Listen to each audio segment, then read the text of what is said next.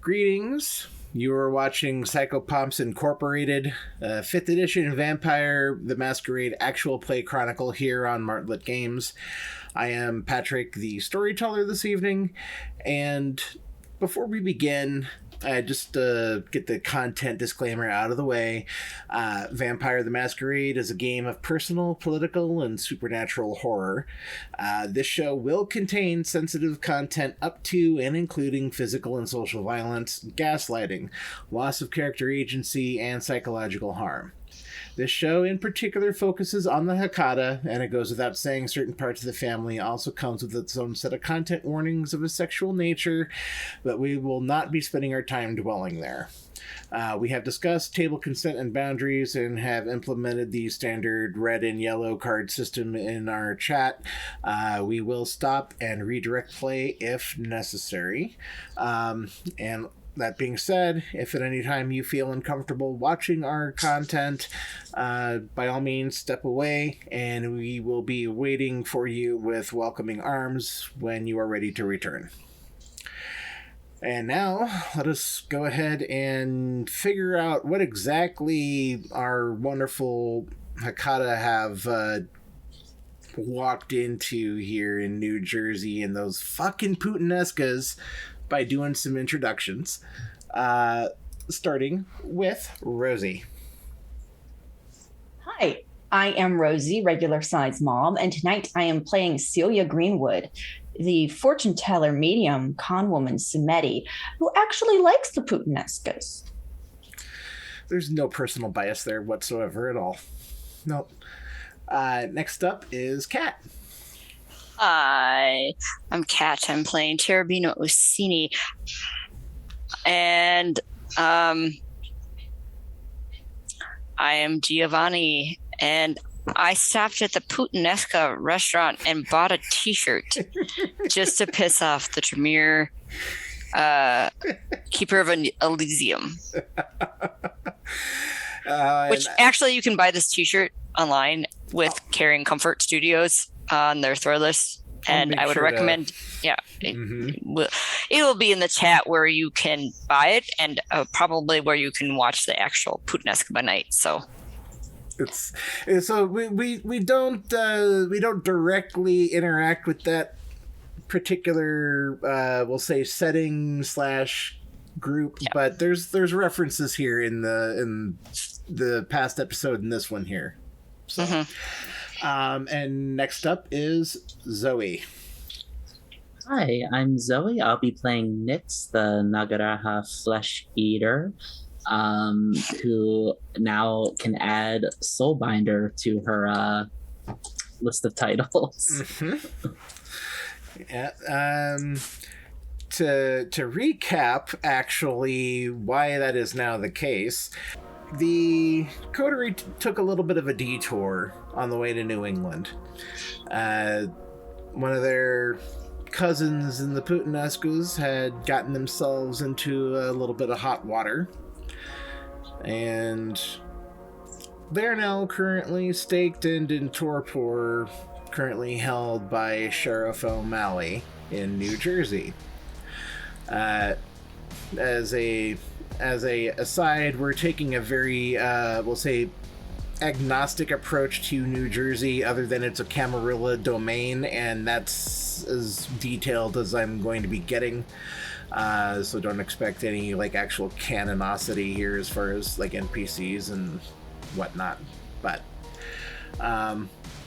the local Sheriff O'Malley, had busted up a gang of anarchs who had been slinging various illicit substances out of a used car parts warehouse, and the aforementioned Putanesca had gotten themselves wrapped up in that arrangement and were at the wrong place at the wrong time when Sheriff O'Malley came knocking.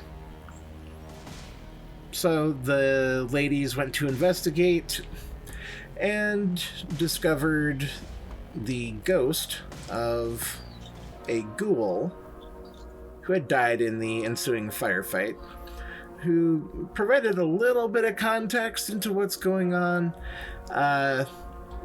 refused to be all that cooperative, and Nyx ultimately saw to that, binding the ghost into a bonework bracelet that she had been keeping handy for just such an occasion. So now we will pick back up on the next night, after the ladies had settled back into the safe house provided to them by Vincent Putanesca. And the sun sets, and the kindred arise from their day sleep. Please go ahead and roll me your rouse checks.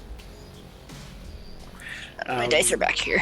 Yeah. We'll say that you all had the opportunity to top off, so to speak, and if you were above Hunger 1, you can reduce it down to Hunger 1. Rouse check. Wait. Failed the rouse check. So did I'm I. now at 2 hunger. Okay. I passed, so I'm still at 1. Okay. That's the dice in your tail. The dog. So, Celia, Yes. you hear the voice of Lar Chavot speaking to you, almost as if they are speaking to you from across the veil. But you know that it's not actually them, it's just the beast taking a wicked turn at you. Oh, mon cher, you know, your powers are worthless around here.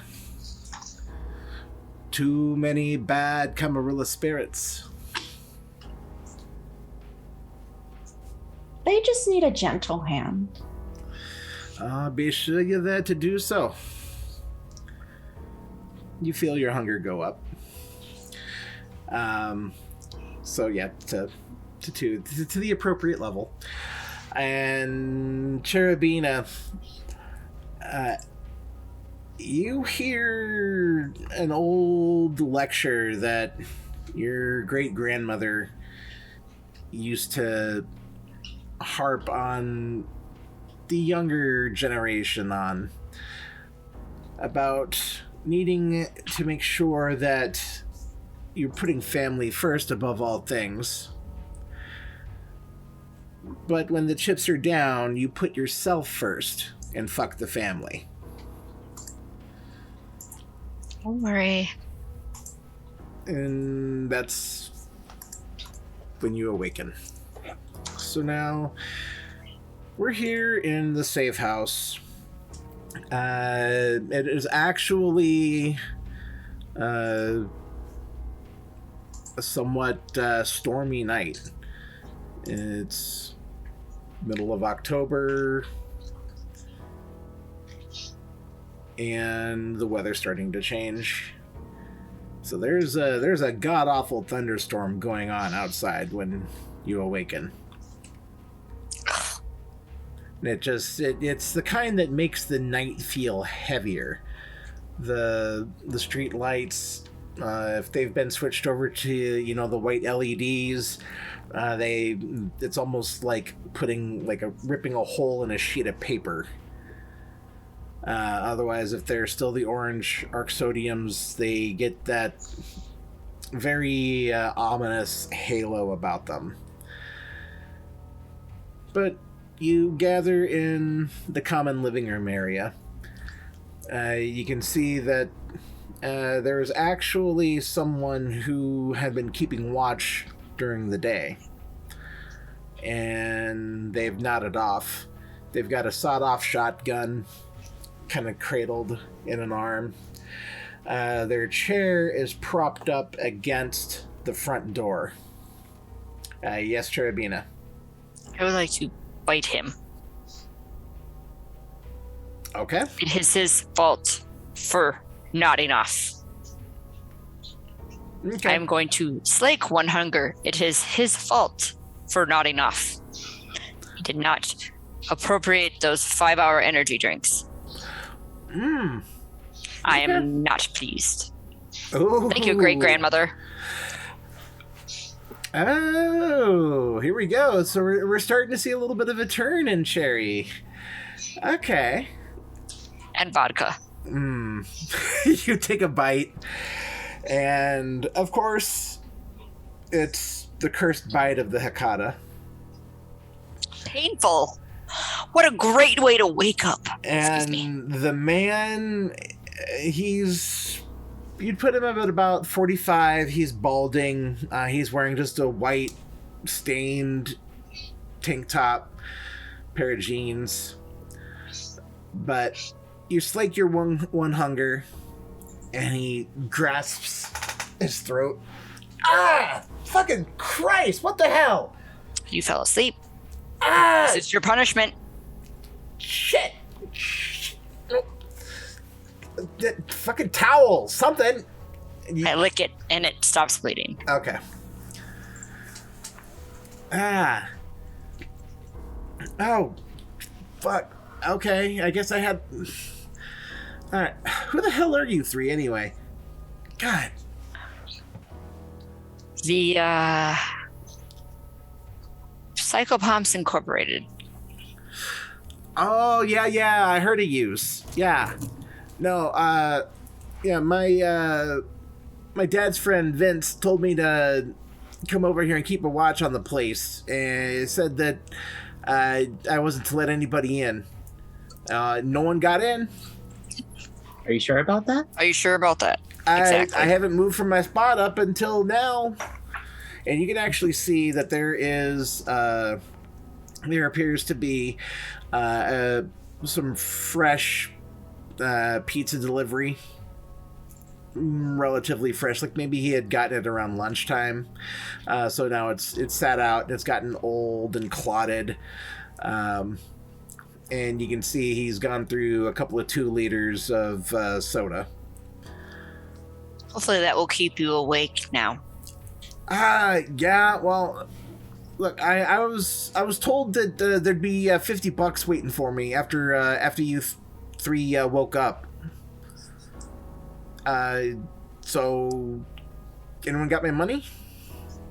I throw him $100 bill. Oh, sweet. Even though I'm mad at him for falling asleep.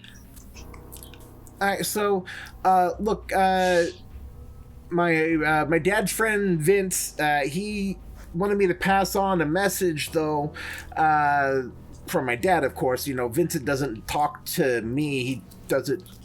Yeah. Anyways, yeah, you've got some obligations that you're supposed to make sure to take care of tonight. Oh yeah, we do. And then Vince expects the three of yous to bounce as soon as business is handled. Yes, that is correct. Okay, good, because I keep my ear to the street, and I know some shit's about to go down, and I know that there's going to be plenty of the Putanescas getting involved in the mix, so perfect opportunity for a guy like me to move up in the family, you know? Yeah. Oh, does the Putanesca have a gift shop? Yeah. I would like to stop and get something from them. Oh yeah, they've got a place. They're actually downtown. Okay, thanks. We'll stop there. What do you mean there will be lots of Putanesca around? Do you know? Well, I mean, it's, you know, the family's making moves. They're, you know, both. You know, I know, like, I know about, you know, you three of vampires, and I know about the vampires. Like I said, I keep my ear to the ground, and I know how to stay out of trouble. And like the families, I don't know.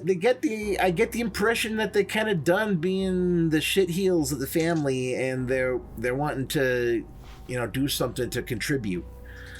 And so they're moving in on some mortal muscle, and there's unfortunately going to be some Ventru involved on the other end of the shotgun. Interesting. Well, That sounds about right to me. I mean, Fuck the Ventru. Exactly. I mean, Exactly. You can't make any moves around here without hitting somebody who ain't connected to a fucking vampire. It's fucking ridiculous. Like, I want all three of you to give me a wits and a cult. All three of you, please.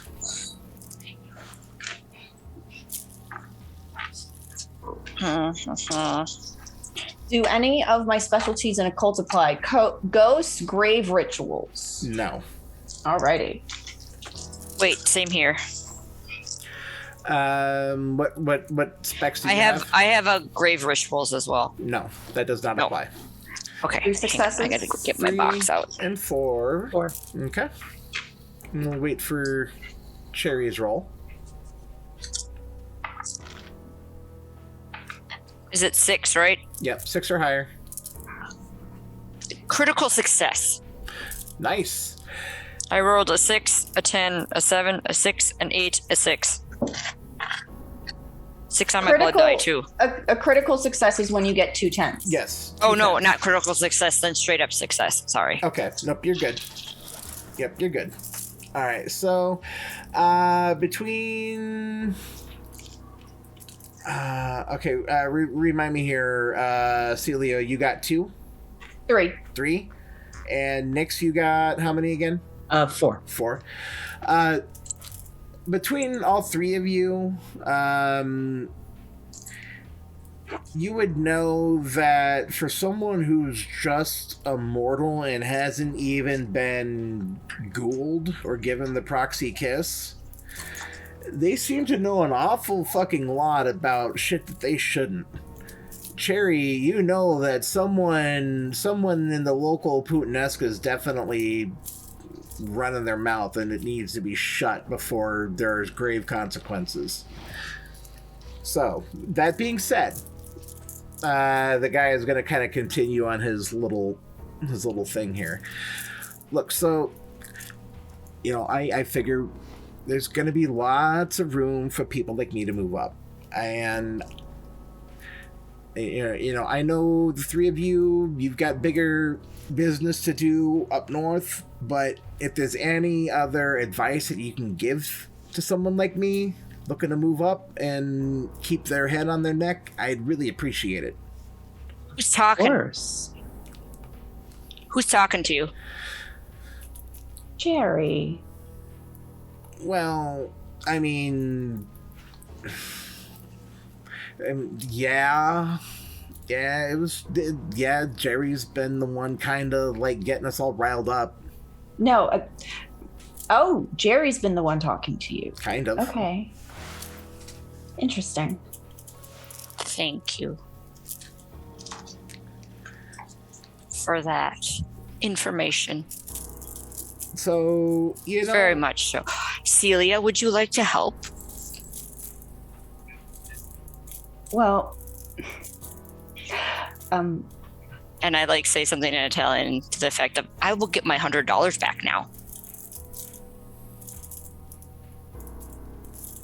Celia doesn't speak Italian? No. This guy does, though.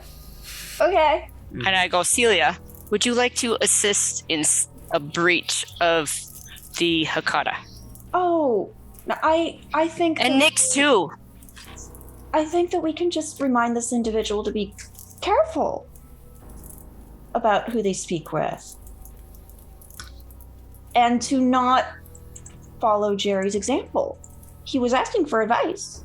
He was asking for advice. And he was only following the example set, Jerry. I don't think punishment needs for that. Yes, I think we have enough on our plate for tonight than to worry about. And Nyx just kind of glances over at him. This person. Yes. What is we can take care of anything that might be of concern. He's starting to. Maybe now the hamster's finally starting to run a little bit in the wheel, and he's finally realized his position, that he is a lone mortal individual in the room with 3 strange vampires. Nick, Look, I promise y'all I will keep my fucking mouth shut. If I hear anything more, you're gonna have a problem. Oh, yeah, look, I did... Oh, I didn't realize how big of a fuck up the situation was. Yes. Okay. If you are looking to move up, the Hakata don't follow the same masquerade necessarily, but secrecy is still important. And knowing what should and should not be spoken of is even more so. Simply because we don't follow the blanket rule of the masquerade. So, take that. Okay.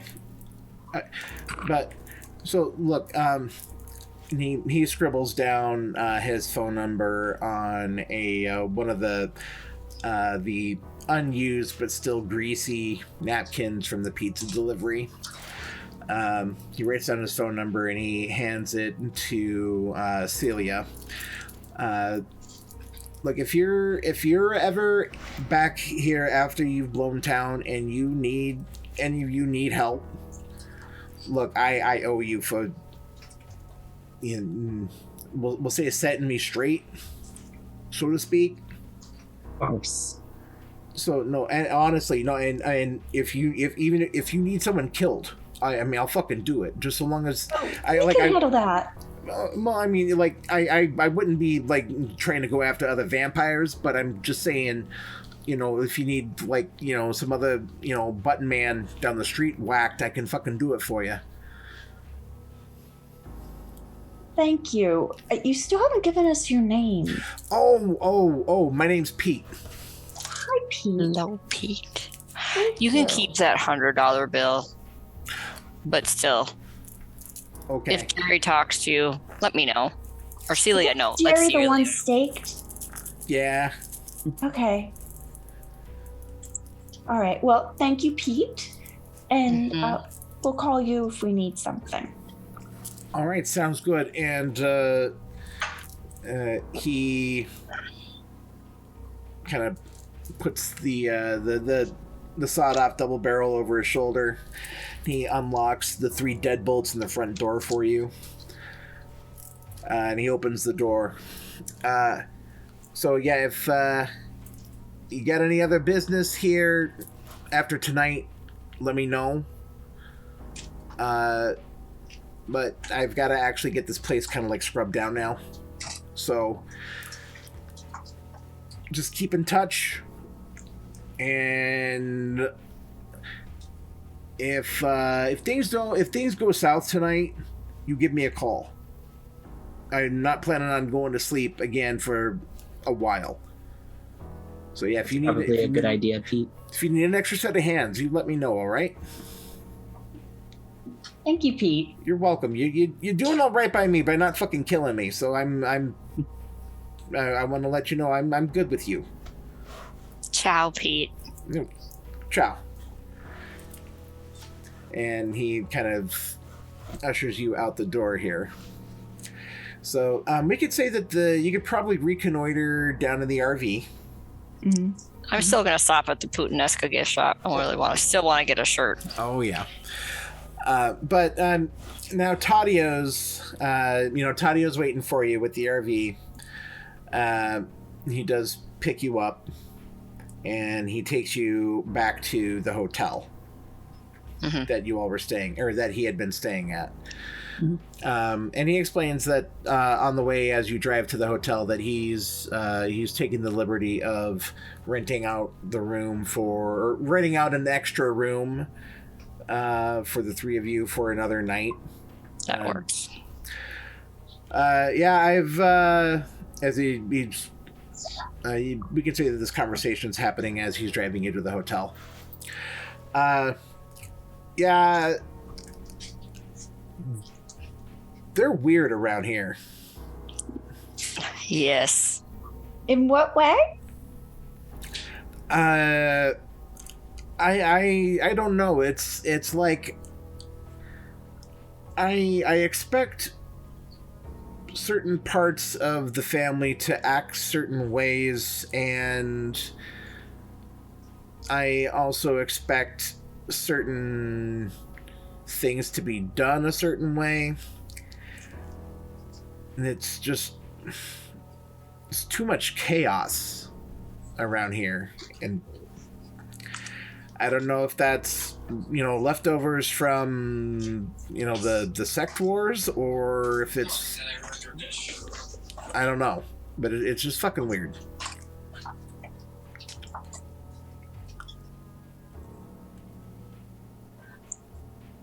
Todd, you have a lot more time under your belt with the family than I think any of us do. Have you seen anything like this particular brand of chaos? Well, a couple of times before. Usually whenever there was some kind of some big power move in the mortal side of things, like with, La Cosa Nostra or any of the other, like, spin-offs, or even, like, looking at it from an international angle, you got the Russian mafia and everything, it's all, especially here in the US, it's all cosmopolitan. And the chaos in the family usually echoes the chaos in the mortal side. And sometimes around here I've noticed that it's usually the other way around. It's the family orchestrating the mortals, or it's the vampire side orchestrating the mortal side, and I get the impression that that's not to be done right now. Just because of pressures from the Inquisition. Well, thank you. So, yes, it's very perceptive, Todd. It's very helpful. Audio, what do you suggest we do? Like, I don't know, I didn't tell you a whole lot about what's going on in here, but there seems to be the safe house we came from. I'm gonna let you know that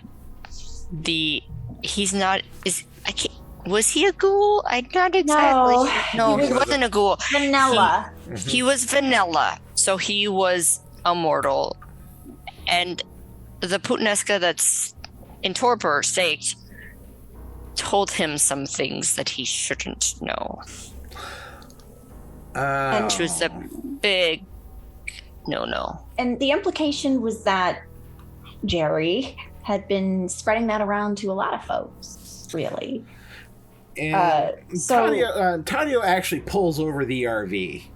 And so he can spin around and actually engage in this conversation further, because you've definitely picked his interest now. Okay, so, all right, what was that again? Run that by me one more time. Jerry, he is immortal. No, Pete is the mortal. Jerry Pete is the mortal. Pete is the mortal. That's right. Pete learns him. He's immortal. He's a kind. Okay. Who is an ally to Jerry or Vince? I don't remember. I don't pay attention. Jerry.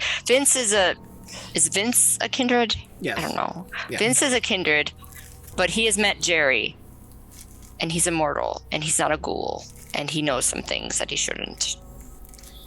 He seems to be under the impression that if he were to help Jerry in whatever goals Jerry seems to have, that he would be moving up in the family.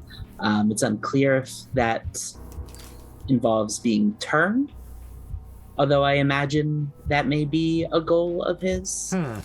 Well, more the concerning thing for me that he seemed to know was that shit's going to go down in the next couple of nights. Yes. About some family moves, which we certainly haven't heard about. So I would assume it's on the Putanesca side of things. So his advice was to clear out.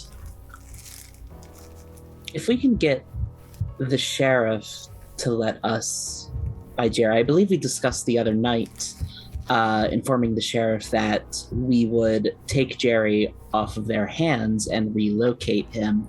It seems to me that we may need to do even more than that, which the sheriff may be amicable to, so he doesn't have to deal with, what was it that Keeper Charleston mentioned, the politics of the New York Hikata. Yes. I remember they were stressed about that, so it seems like, honestly, this may be even more ammunition to convince the sheriff to just let us have Jerry. Indeed. I think that perhaps we could suggest that we relocate Jerry so that he could be judged by the family for some minor indiscretions. Yes. Ship him back to Italy, right? That would be someone else's decision, I think. Oh, okay. I mean, I could ship him to my great-grandmother. Oh. She's in the States still. Tell you what, let me make some phone calls. Let me talk to some of my contemporaries back in the old country. And let me see if I can get some, we'll say, official guidance from the Anziani. That works. Thank you. Okay. Hey, Tadio, I will, I think I'm going to give you a slight raise. Well, thank you. I appreciate that. You need some better sleeping quarters sometimes, and... Well, I do appreciate it, but yes, if we can get some sort of guidance from the higher ups in the family, the elders that are still alive, on how to proceed, because, I mean, ma'am, I am by no stretch of the imagination a professional vassal when it comes to dealing with certain things, and keeping an eye on the political end is sort of one of my collateral job responsibilities, ma'am. I definitely think it would be worth approaching Sheriff O'Malley about this, but yeah, you could if it's going to help sweeten the pot, you could probably tell Sheriff O'Malley that the family is going to take care of its own in no uncertain terms, because I can guarantee you that if I don't hear the word back from higher up that he needs to die, then it might be prudent to do so summarily here without letting what's the saying? It's better to ask for forgiveness. So we need to stop at the Putanesca gift shop on the way. I need to buy something. I still like the Putanesca. We also need to go help Keeper Charleston. Oh yes, yes. I'll make sure that we get that. Yes, we'll stop at Elysium after we stop at the gift shop. Thank you. Perfect. Thanks. And so Tadio stops at the gift shop. I buy my shirt. You buy your shirt. I think we all do. Yeah, we all buy shirts. Absolutely. So you all buy shirts, and yeah, you're keeping the money in the family. And you arrive at the library. Yes. You arrive at the library. You can see that it's definitely more low key than last night, with last night being a more officially, sanctioned Elysium, with Keeper Charleston acting as a stand-in. Now it's still an Elysium, but there's no official business being conducted. So there's the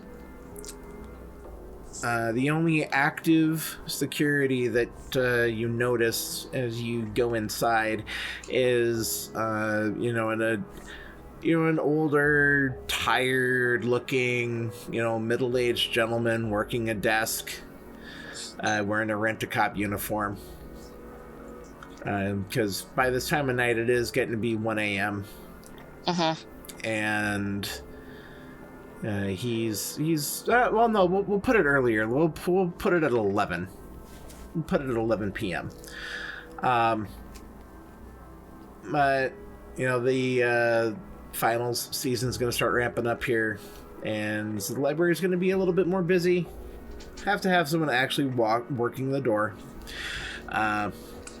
He sees the three of you enter. And he actually looks down at a sheet of paper and looks back up at the three of you. Oh, yeah, he's waiting for you in the back. Perfect, thank you. And he buzzes you through. You can see there's really no one around other than there's a bored looking, you assume it's a ghoul, just kind of keeping an eye on things, making sure that everyone's being taken care of if they need it. You are the only three here from the looks of it, but they aren't going out of their way to greet you because you're not Camarilla. Why? And you do see that the door to Keeper Charleston's office is open, and the light's on, and you can hear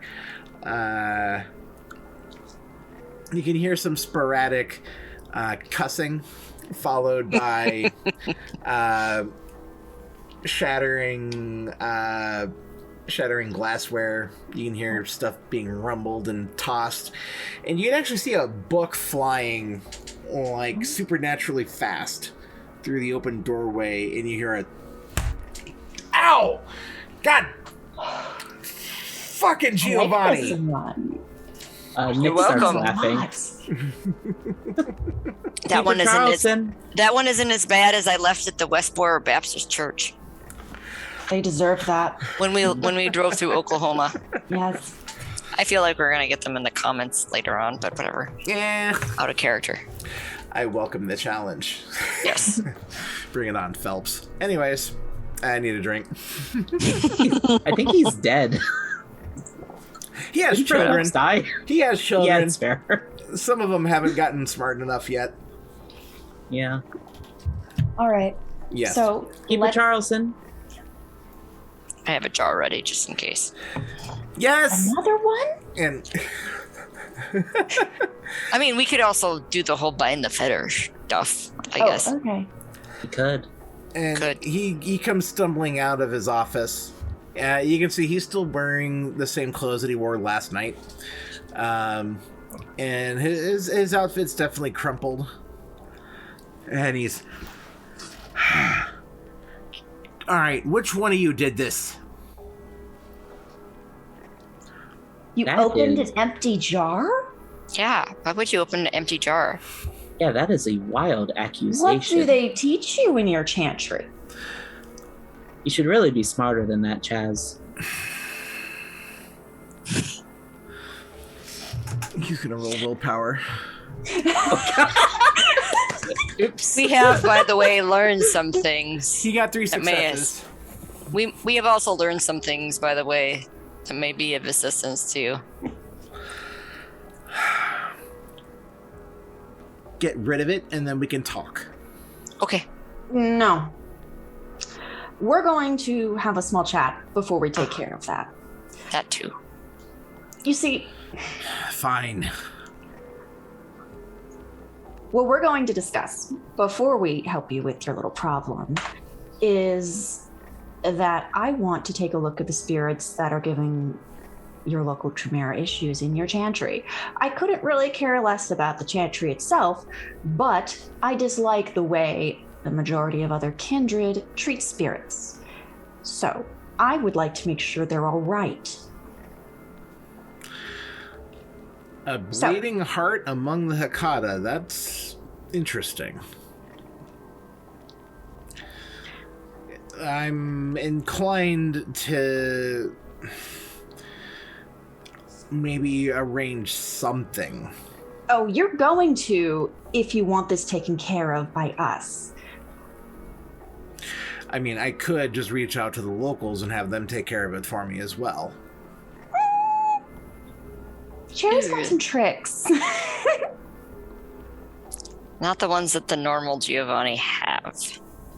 We're specialized. Roll me a charisma and persuasion, Celia. Yes, sir.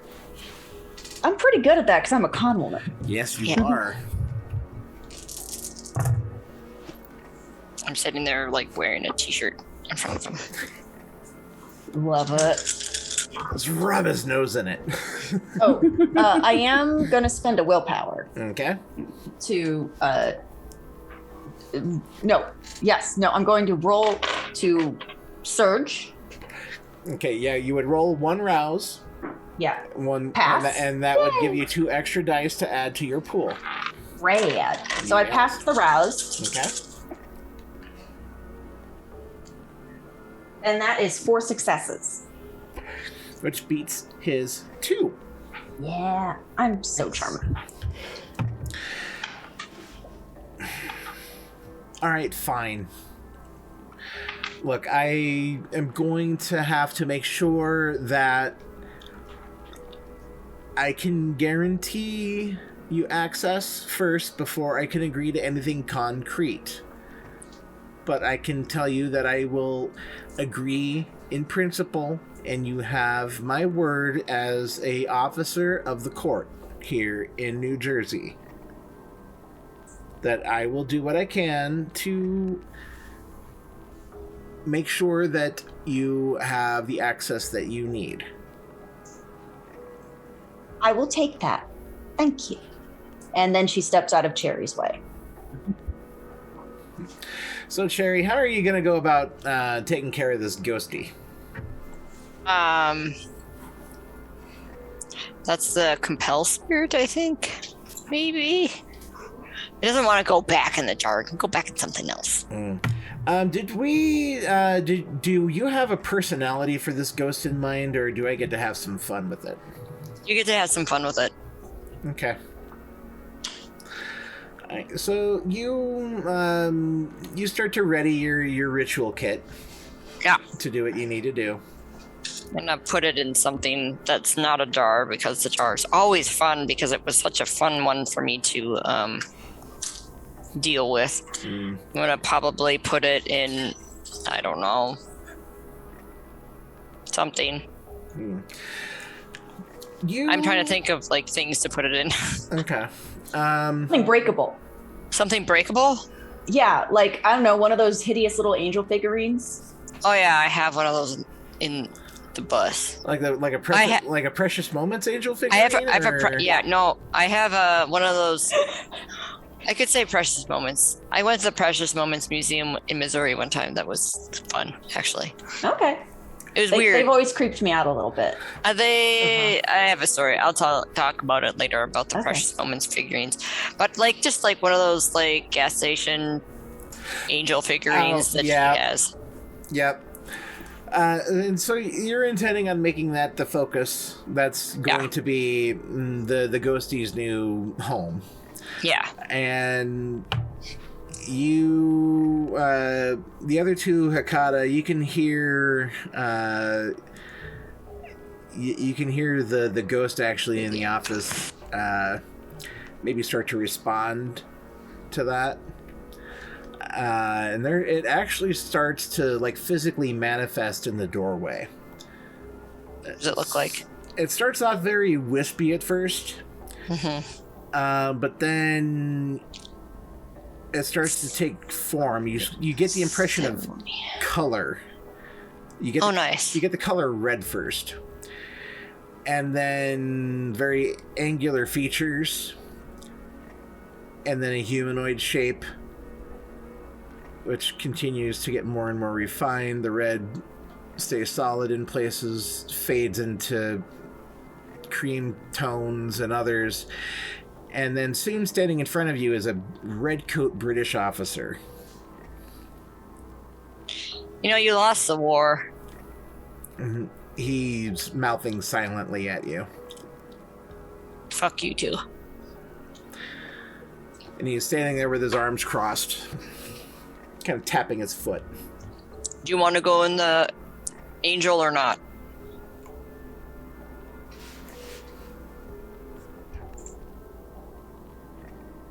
Make it easier if you just go in there. Nope. Okay, we're gonna fight it then, I guess. That's what we're doing. So, for the Compelled Spirit, it is the Oblivion Ceremony roll versus the race Resolve and Composure or Willpower. So I have Where the Shroud Thins, so then I just roll a straight Oblivion roll. Do I add any plus to that? I believe it's Intelligence and Oblivion for the ritual roll, if memory serves. Okay. It's Resolve or Intelligence. I can't remember off the top of my head. Okay. It's Resolve and Oblivion. Is Resolve the and Oblivion. Resolve and Oblivion. Okay, so that's 5. That's 1, 2, 3, 4, 5. I'll push this forward and get my box. Yeah, this was one of the more powerful ghosties you had, wasn't it?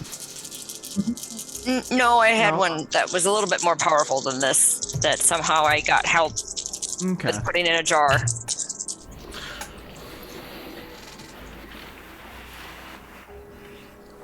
It doesn't want to go in. I might need some assistance. I rolled a... Oh, not go. Let's see. I got a 10, so a 1 on my hunger die. A 2, 4, 4, and a 7, so... 2 successes. Yeah. So you see Cherry start to conduct the ritual. She's laying out the physical pieces that she needs to... Can I roll a willpower on this? Yes, I highly suggest you do so. Spend a willpower to roll 3.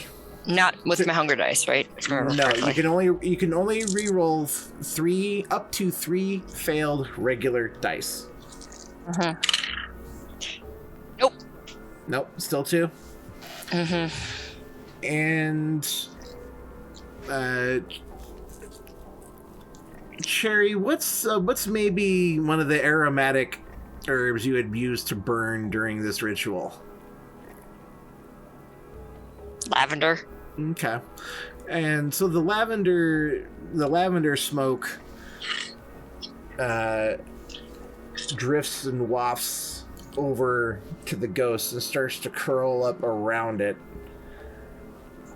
And then the ghost just stands there, looks at the smoke, and brushes it off with his hands as if it was nothing. Nyx is going to step in seeing that and try to assist Cherry. Basically, by performing the ritual herself, she's going to try to, as the spirit, seems to be brushing it off and seems very confident that the spell hasn't worked. Nyx is going to try to surprise him with her own ritual to get him inside the angel. Okay, you didn't set this ritual up. You were gonna have to roll to rouse to make this work for you. Okay. You're gonna have to add a bit of your own blood to this to get it to work. That's a pass. Okay, so you succeed. Right. You're able to fuel the ritual. Cool. I would also like to rouse the blood to do a blood surge as well. I will let you go ahead and do that, and then give me the roll. Okay. That's another pass. So that will add 2. And no, I'm not going to put him in my bracelet. The bracelet has a leaser already. I didn't realize it only had a 1 ghost capacity. It might have more, but she already stole from Cherry once. She's legitimately trying to help right now. I will buy you a charm bracelet later. Oblivion.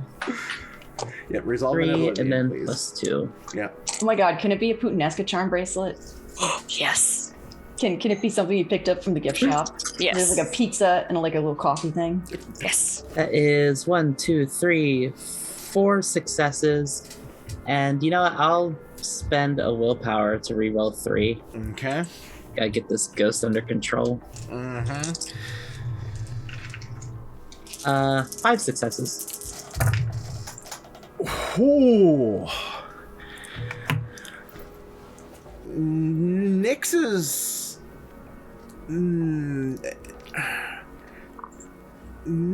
brand of magic maybe comes off as a bit more aggressive this go around. And you swap out instead of you add actually this could be thematic. That rouse that you spent, or the rouse that you made to add to the ritual, you maybe spit some vitae on the smoldering lavender, and then that adds a little that adds the extra zhuzh that it needs. I just picked that term up from a friend, and I love it. It works in this instance here. But there's a faint hint of like a red mist added to the lavender smoke as it curls up around the ghost again, and that's when it knows that it's fucked. And instead of lazily coiling up around the ghost like how Cherry's first attempt was, your smoke constricts and immediately wraps him up and yanks him into the Precious Moments angel figurine, or the gas station figurine. Nyx clasps her hands together and then picks up the angel figurine and hands it to Cherry. Thank you again. I think I will buy you and she buys gifts for her coterie. I think I'll buy you that diamond charm bracelet that you were eyeing a couple months ago. Oh, excellent. I deeply appreciate that. That will be helpful for other things too. And you, now that the ritual's complete, you see Keeper Charleston's actually standing there looking visibly impressed. Okay, I'm sold. I'm sold. The three of you, I'm going to have no problem getting you access. It's going to take some time. That's fine. We told you we were professionals. You needed proof we were legitimate? I just left you something to show you otherwise, which is fine. Well, and he kind of looks over to Celia, maybe a little conspiratorially. If you have to deal with your cousins like I have to, you would doubt every single Hakata that steps in through that front door. We've learned some things about our cousins here. Especially Jerry. Really? Family matters. Family matters. We're going to take care of family matters, so we have to Speaking probably... of which, yes. We should the meeting with the sheriff, how is that looking? About that. And then that's when you hear the front doors get kicked open. And you hear a loud, boisterous voice behind you. Where's those fucking Hakata at? I'm going to pop my head out. And I'm like, hello, are you O'Malley? I love you, Jerry. Mm-hmm. And that is where we will go ahead and take our cut for intermission. So, everyone go ahead, hydrate, recuperate, and we will be back to rock your socks off in 5 minutes. Mm-hmm. All right, and welcome back. We have picked back up here in the Elysium after Cherry and Nyx recaptured the soul that Keeper Charleston so negligently released on his own free will, mind you. He opened the empty jar. It was his own damn fault. So, yeah, after they fixed the problem that they kind of sort of inadvertently caused, Sheriff O'Malley has come calling, looking for those feckin' Hakata.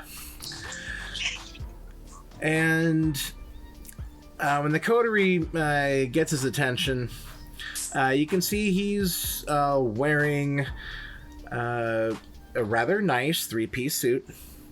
He's got it's basic black on black with white shirt with a black tie, of course.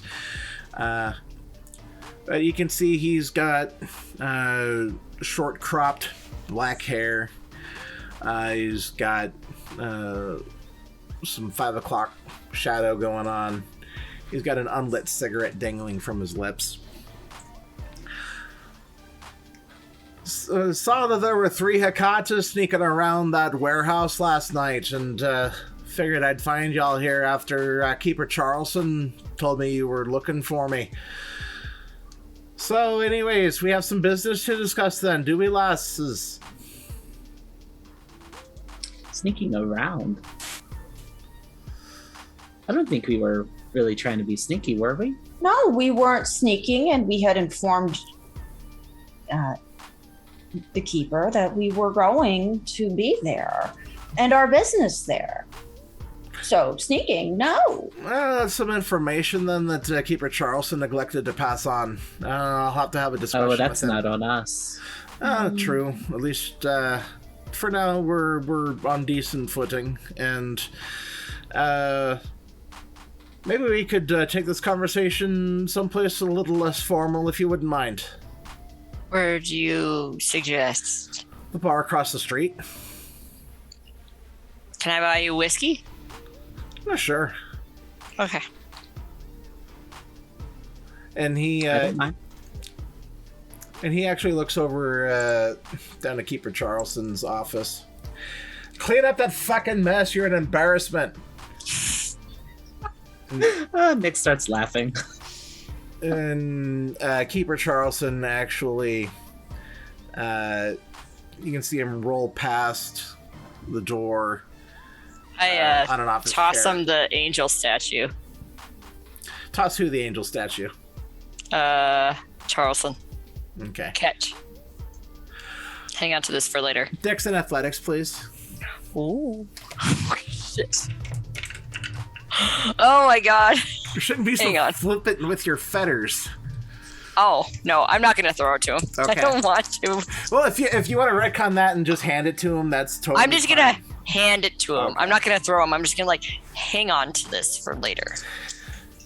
He looks at it and he ever so carefully sets it down on one of the side tables there by the door to his office, and he flips off Sheriff O'Malley, who flips them off in return. All right, come on. Let's get this handled. He opens up the door. Now, I think we established earlier that this was on the community college library, and there is, of course, a college bar right across the street.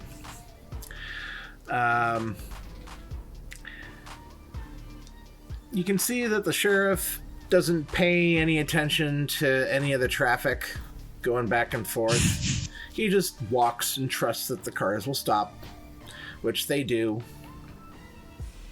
The 3 of you join him. Now, inside, for a college bar, it's actually pretty decent. You get the sense that they know that for 9 months out of the year, they've got a good, strong customer base, and there's no need to gouge the poor bastards. They're going to come wherever there's alcohol to be had. Right now, they're kind of doing an alternative 90s grunge theme night. Lots of flannel. You're gonna get all of those good classic college alternative hits from the late 90s. Of course, plenty of the mainstream stuff like Nirvana. O'Malley leads you over to the bar. He kind of gestures for Cherry to come over. You said you were going to buy me a whiskey now, lass, right? Yes. I go, get him. Do you have? And ask the bartender. Look at him. I'm like, do you have a 27-year-old Irish Jameson back there? The bartender, like, no, this isn't that kind of place. I mean, do you have a 9-year? Yeah, I guess. I mean, okay. It's just a bottle of Jameson. I don't. Give me the full bottle of Jameson, please. Unopened. We don't really do bottle service here, ma'am. Yeah. I hand him $200. I guess we do bottle service here, ma'am. Thank you. Yes. He slides the bottle of Jameson over and he puts 100 in the register and he pockets the other 100.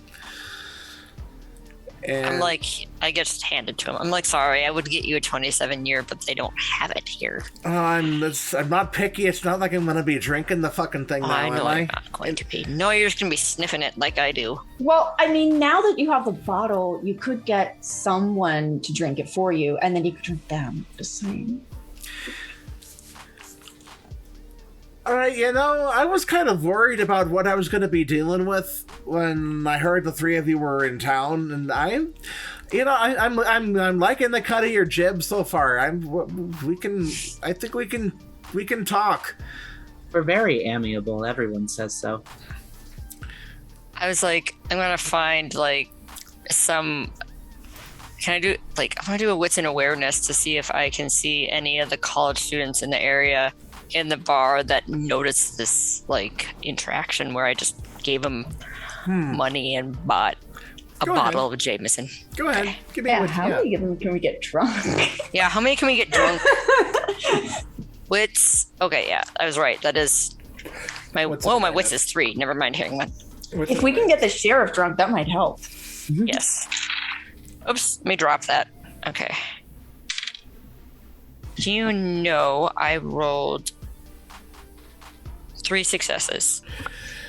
You can actually see that there's he's, judging by the looks of him, he's either pre-law or pre-med, but he looks like he is wound for sound, and he's drinking whatever he can to counteract whatever he's had to take over the course of the day to work at the level that he's had to. But he spots the flash of money, and he definitely, it seems to have caught his attention.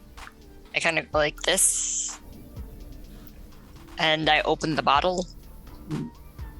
I call for a shot glass, and I throw him one. Or not throw him one, but you know what I mean, push it down. He takes the shot glass and he's looks at his smartphone. You can see him doing some texting.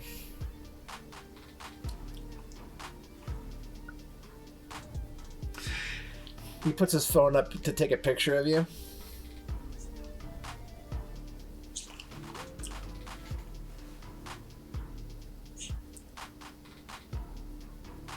He puts his phone in his pocket and he comes over.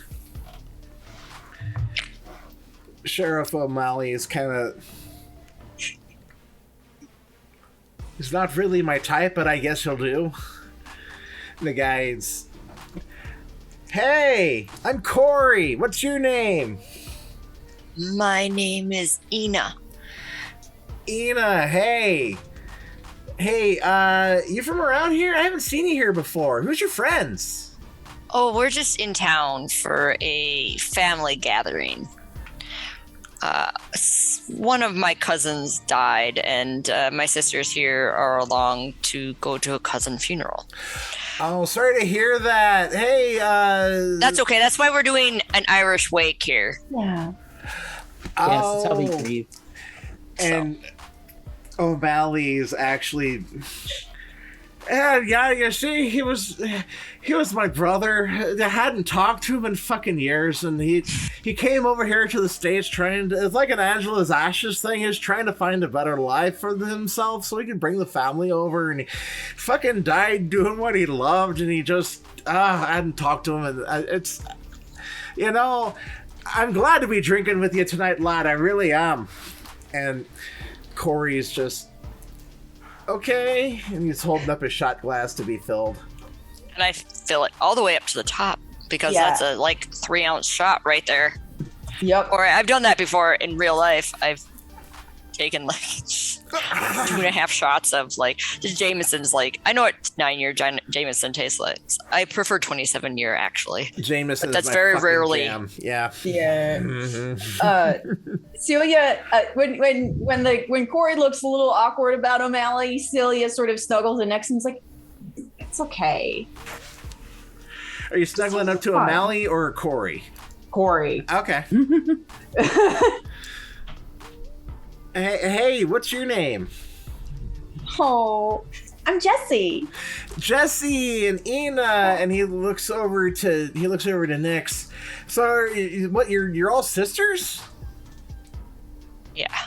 Yes. Very interesting genetics in our family. Yeah. Well, what's your name? And he's pointing to you, Ina. Oh, I mean to you, Nyx. Nyx just smiles and says, Samantha. Okay. Yeah, my name's Corey. Hi. So what happened to your cousin? He's holding out a shot glass. He got, taken out what he liked doing the best. He was a truck driver and he got out of his vehicle and proceeded to get hit by another 18-wheeler. I mean, you've just got to watch out for those lot lizards. They don't always go in the best places. Oh. So he got out to get something taken care of, Yeah. Oh. So honoring his memory, Oh, okay. All right. Fucking truck driver. See, I could never fucking understand him. It made no goddamn sense. It's fucking. You could have drove fucking lorries back over in fucking England if you wanted to make a life doing that. You didn't have to come here to the fucking States. He fell in love with the open road they have here. Can't stop it. Yeah, your fucking dad is. God bless him. I don't. I can't take it anymore. We got. Give the lad some more to drink, please. I give him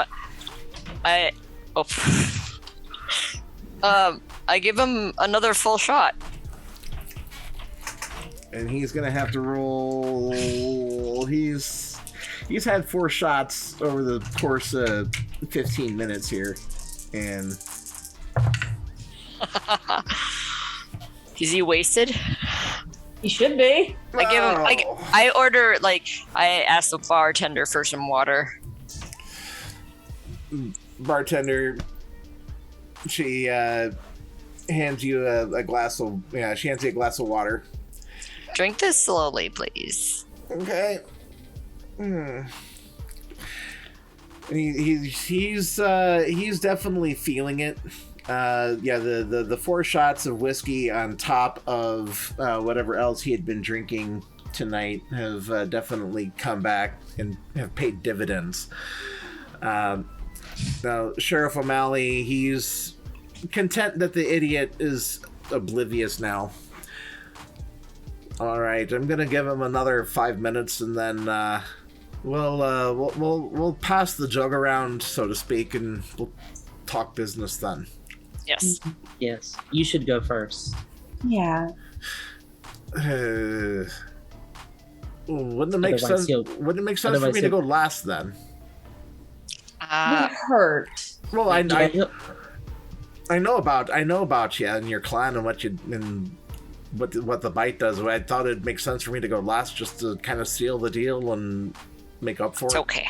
You go first. This is your city. Screaming. It's fine. All right, have it your way. And he looks over and he sees that there's, there's a nice unobtrusive place where you all can, tuck into.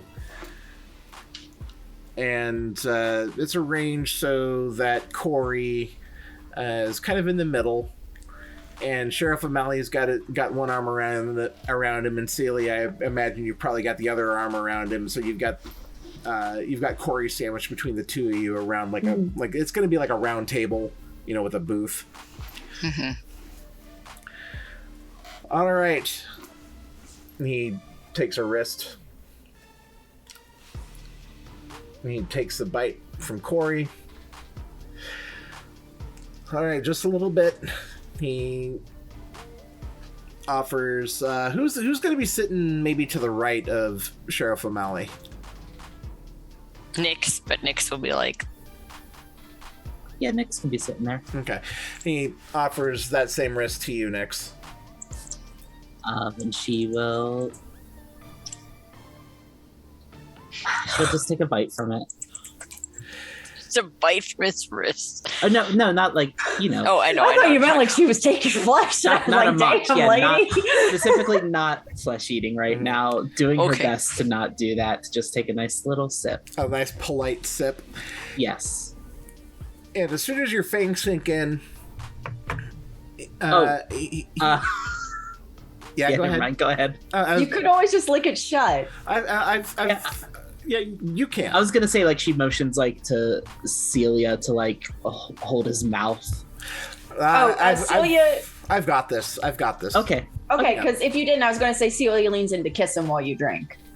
Oh, you can do that too. Yep. Yeah. And you can see that Sheriff O'Malley had his arm positioned just so he could start to cinch it around and put Corey in a sleeper hold to knock him out, to help conceal the feed. Oh, that's nice of him. Well, we proceeded to get Sheriff O'Malley drunk, sort of. I mean, we're being pretty thoughtful.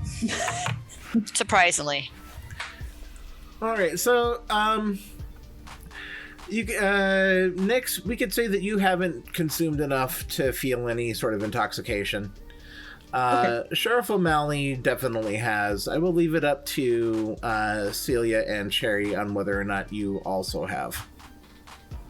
No, Frank, I think Celia is hoping to get some more stuff done tonight. Okay. So he does. Maybe he will then, or he would be the one to drink deeper. So if you were at hunger 2, you can go down to hunger 1 if you fed off of Corey here. All right. So do we leave Corey to his sleeping in the booth and we move on? We're gonna talk here. He's not going anywhere. He's not gonna be hearing jack shit. Good. So let's talk about that idiot Putanesca now. It's definitely that right now. Yes. So I'm of the mindset that aiding and abetting the Anarchs in their drug business directly undermines what we're trying to do here in New Jersey. And in doing so is kind of a violation of the promise. If you wanna stretch it, which I kind of do because I've got my own reasons. There's a lot of bad blood if you've lived here long enough between used to be the Giovanni and the Camarilla. That's never quite gone away, and I don't trust you. I don't trust any of you. You can rebrand all you want. You can change how you look all you want. I still will never trust any of you. I never have, and I never will. Well, that's insulting. I'm rather new. Same here. Me. I know, and see, but I'm also a reasonable man, and I can see that it's no longer PC to hold people accountable. It's the sins, the sins of the fathers thing is bullshit. Yes. So the fact remains is that Putanesca was a fucking idiot.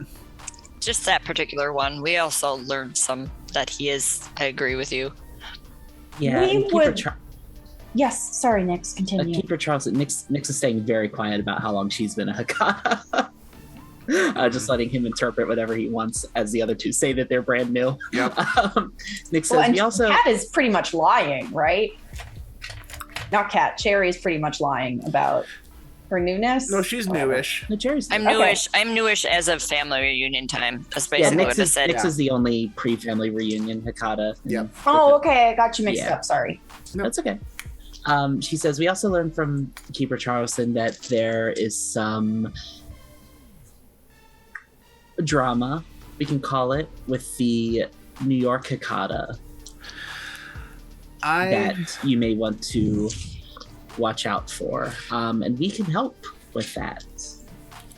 I am sure you can, but you have to understand that Prince Panhard in New York, things get a little difficult with her in charge.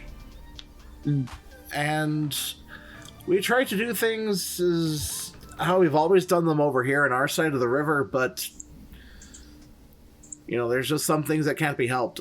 And to be perfectly honest, I've never been able to prove that fucking idiot was violating the masquerade. And so I've never been able to make it stick, and never been able to ash the bastard. But he's got it coming. He's got several violations under his belt, and I've just never been able to get it to stick. We would like to borrow him and take care of family business. Mm-hmm. Yes, the good news is... Can give you a breach of the masquerade in the process. So you're saying I give him to you, and then the Hakata take care of it from there? Yes. Keep it in the family. We also have some issues with him, and we're not as concerned about, due process. Yeah. Not as concerned about it as the Camarilla are, at least. Yes, see, you're my kind of kindred. I can get behind that 110 fucking %. You're my kind of kindred. I think we can work on this. We can work with this here. So, tell you what, whatever mischief you've got planned with Keeper Charleston, just make sure you keep it between you and Keeper Charleston. Yeah, I think. Let me give me a moment here. And he takes out his smartphone, and you can see him starting to beep boop beep boop beep boop. All right, look. I can have it arranged that we can. You can take custody here of. Take care of the fucking bastard. You just give me an address, and I'll have my people meet you there.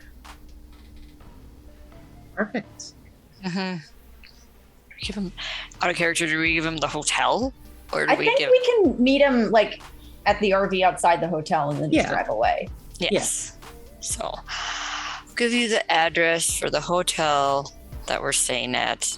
There's an RV, a very big RV with. What plates do I have for that one? I don't know, but I think, doesn't it say Psychopomps Incorporated? It does say Psychopomps Incorporated on the side of it, so. Yeah, you'll see it. You'll know it when you see it. A lovely wrapped vehicle. Understood. Yeah, my a couple of my hounds will be dropping off. You won't be able to miss them. Okay. And you should let Todd know, Cherry. Oh no, don't worry. I'll text him. Okay. Who's Todd? Tadio is my helper. I see. All right. Well, look. If you can spread the word to any of the other Hakata, specifically the Putanescas, let them know that if they don't cool their shit, I'm gonna cool it for them, and they ain't gonna fucking like it one bit. Understandable. Spread the message. All right, now, if you don't mind, I'll take care of Corey here. Make sure he gets to a fucking hospital for anemia and alcohol poisoning on top of that. Thank you. You take this bottle of Jameson with me unless you want to keep it. That's mine. That is yours. Yeah. Yes. You keep it. So, all right, we'll be in touch.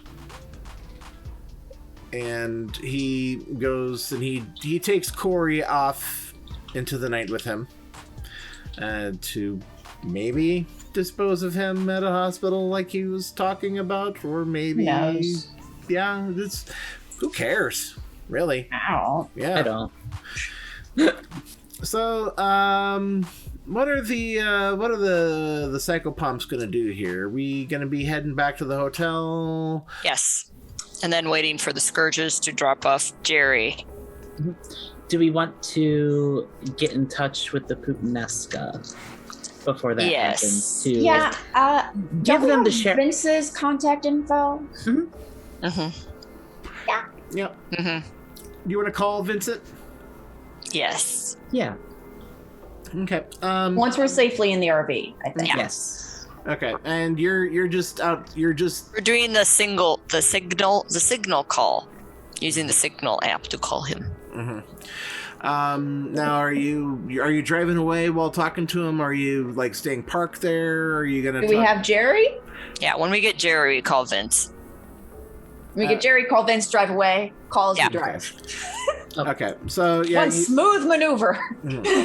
All right, so if you're not going to be contacting anyone before picking up Jerry, well, Todd was checking in with some of like the higher elder ups, people. the elders. about as far as what to do with Jerry. Yeah. Okay, cool.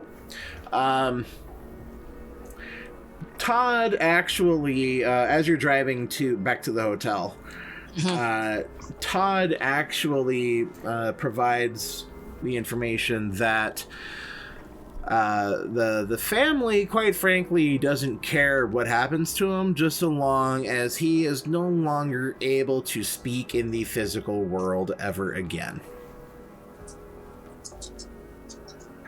So long as he's never able to speak in the physical world? Yep. Nix. How do we feel about Putanesca tongue? I'd try it. Now, I mean, bear in mind, most kindred are able to heal themselves over time. The family directive is permanently unable to speak. We should just kill him. Well, can't we behead him? And Who wants to eat him? How old is he? Yeah, how old is We he? have to think this through. We'll say local intel provides the information that Jerry's maybe he's pre-reunion, but only by about like 5 years. So he's older-ish, but he's not anything significantly OP. He's not like 11th generation. Word on the street, he might be 11th, he might be 12th. So he might ash when we kill him. Well, then can we just drain his blood and use it in the sauce? Yeah. Okay. Sure. Out of character, I don't know how diablerization works mechanically. So if Nix is saying like wild shit, let me know. Because Zoe is just like, yeah, let's fucking eat him. But if like there's a reason why Nix wouldn't be like, yeah, let's fucking eat him, please tell me. Good diablerize him. I don't know how it goes. I mean, Cherry's done it, but only in the act of passion and accidentally. I mean, Celia has no desire to have this Putanesca kicking around her head. Yeah, no. The thing about flesh eaters and diablerie is things are a little more messy. It's still possible to diablerize. You just basically have to eat their still beating heart. Well, that would require us. His heart doesn't beat. Well, I mean, you know what I mean. he has to still be unalive when his heart is consumed. So we'd have to unstake him? Basically, yeah. I don't think that's wise. No, we can just finish it off once we get him. Drain his blood and use it in the sauce. Yeah. And then if any of the meat is left, we can add it. perfect. This is taking a turn that I both love and kind of get a little. Ooh, what does the future have in store? It's like, ooh, we're getting creepy. Oh, just literal man eaters! Yay! Casual cannibalism. That's the name of my new punk band. What's it called? Casual cannibalism. Oh yeah. So, you make the pickup. The two hounds actually introduce themselves as Larry and Curly. They are two Nosferatu, and they actually look like they are identical twin brothers. And the fact that two Nosferatu, if they were identical twin brothers, were able to change to look identical after the embrace is, quite frankly, a bit of an oddity. Look at you two. You're so fun. Mm-hmm. I love what you have going on here. Yeah, we try. You just need a third, don't you? Yeah, about that. We're still kind of looking for our Mo. The thing is, we can't find anybody that makes the fucking cut, you know? Mm-hmm. Sure. I imagine it's a very intense audition process. So we have a very particular style of humor, and you know, a little bit of slapstick when you're a kindred can get a little messy. Sure. Yeah, so, you want this fuckhead or not? Yeah, we do. We'll stash him in the luggage rack. All right, cool. The one that we just stuff him in with the luggage. The one that introduced himself as Larry goes to the back of the white panel van and opens it up, and there's a body bag with a noticeable protrusion in the chest area, kind of making a tent in the bag. I open the luggage carrier, make some space for a body. And Mo will actually help load the body in. And you mean Curly? Oh yes. They're looking for yes. their Oh yes. They're looking. Yes. Mo, you're here. Yeah. See, the gimmick was too fresh. I'm sorry. Gentlemen, you know that sound you've been looking for? Listen to this. So Curly helps load the body up into the back of the van. And it's Curly who's going to be speaking this time. Yeah, the way you Hakata do things is a little fucking weird, and you know, we don't really like you guys all that much, but O'Malley says that we're supposed to treat you good, so we're doing it. Everyone's very quick to tell us how much they dislike us. I don't know. We proceeded to get O'Malley drunk off of 9-year Jameson. We did get O'Malley drunk, so... Larry chimes in. What? You got O'Malley drunk?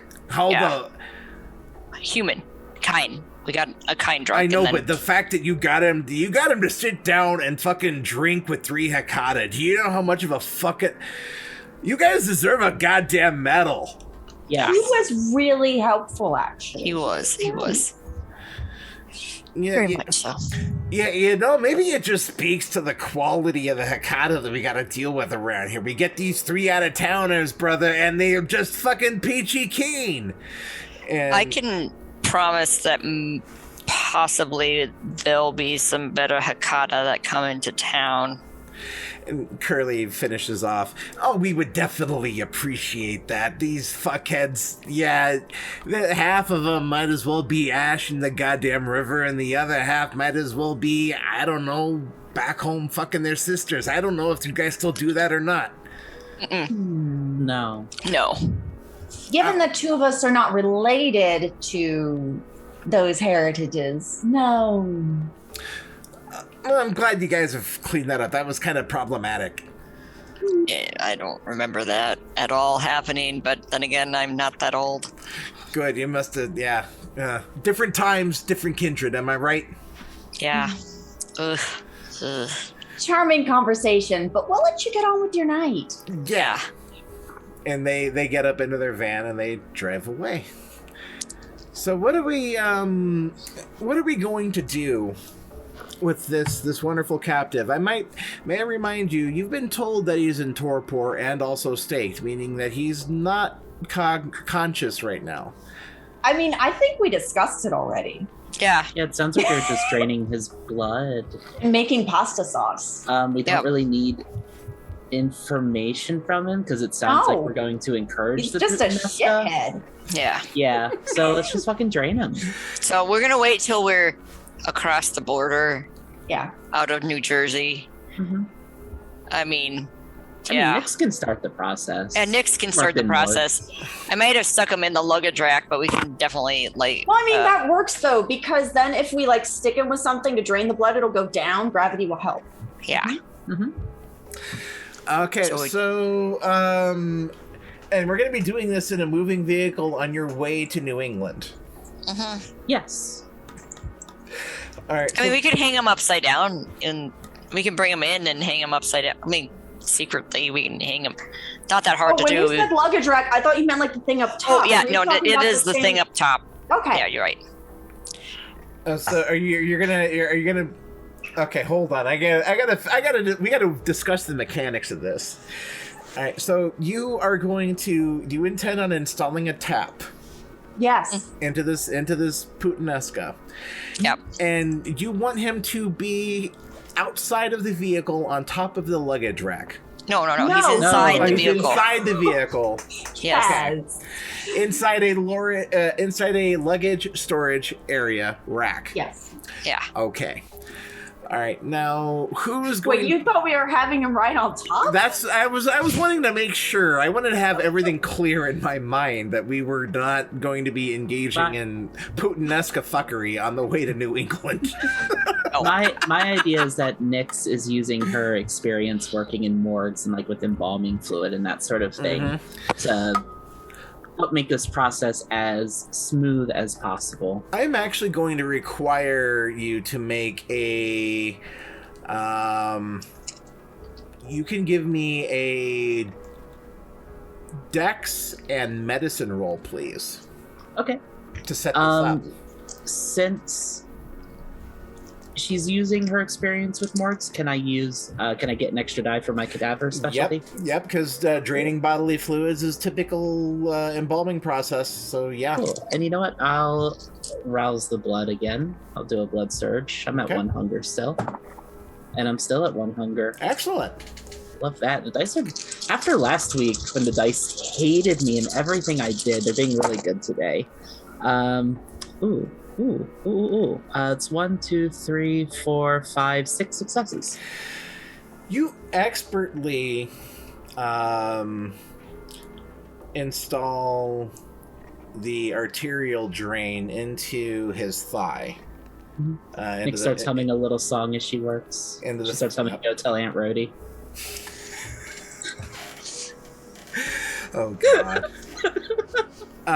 Which door for you? What? You're humming while you... Never mind. I was thinking Snow White and Seven Dwarfs. Oh. Oh, I love that. All right, so I've never actually ever encountered someone and basically killing a kindred in this manner, exsanguinating a kindred medically. This is interesting. Psychopomps break new ground. Yep. Yeah. Sometimes it takes the lady's touch. There's the tagline. There's the tagline for the show right there. I love it. So we'll say you cross the New Jersey border. I call Vincent. Okay, so you call Vincent while you're driving on the road with across the border. With this quickly decomposing, smelly, stank kindred body. We would have worn Todd, by the way, so Todd. we could have a bandana or something. He's got the menthol lotion or the menthol chapstick shit underneath. He's good to go. Good, yeah. And I mean, you spend enough time as a Giovanni Ghoul, you deal with some shit, right? So I'm sure he's probably this is not his first instance with something like this. But so are you gonna have the call on speakerphone? Oh yes. Mm-hmm. Yeah, this is Vinny. What's up? Hi, Vincent. This is Cherubina Orsini. Oh yeah. Hey, what's going on? We heard you guys left town. We did. The family is coming into town shortly. You done fucked up.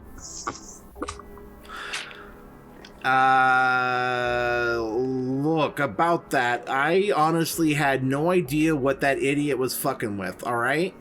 So, whatever you've passed on back home, look, I had nothing to fucking do with it, alright?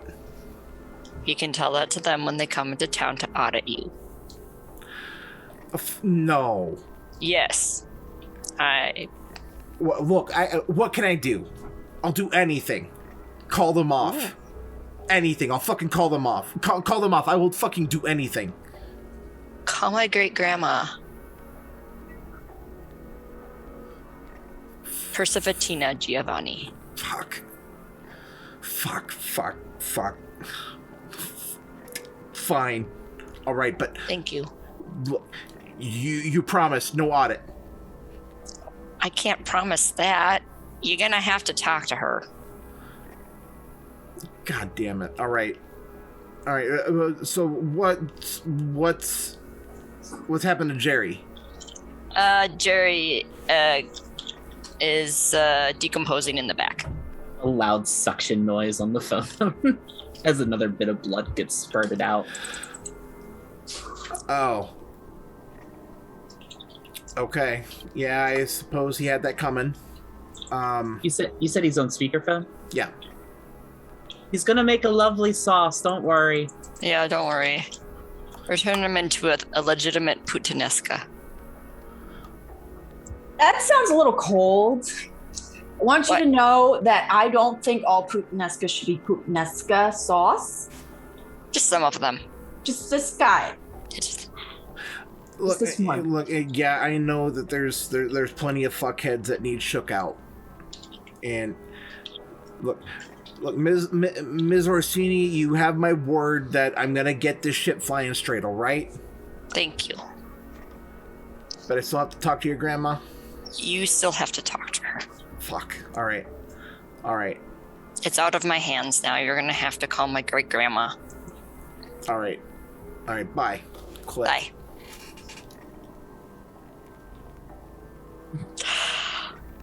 There is no audit. He's just gonna have to call Cherubina's great-grandma. And then things are just gonna go downhill from there. Well, that works well because I'm sure he will call your grandmother and spill his guts himself. Yeah, I know exactly. That was well done, Cherry. That's very good. I think this worked out rather well. And Todd actually pipes up. Yep, wrapped up with a nice little bow. We're almost done back here. Don't worry. We're gonna have to figure out where we're gonna get rid of that. Oh, he'll be gone soon. Don't worry. Okay. And he maybe puts in some AirPods so he doesn't have to hear what goes on in the back. Hear the munching. And so Taddeo drives them off into the night. Suction noise going on in the back. The Psychopomps handled the family business as they were instructed. They took care of things.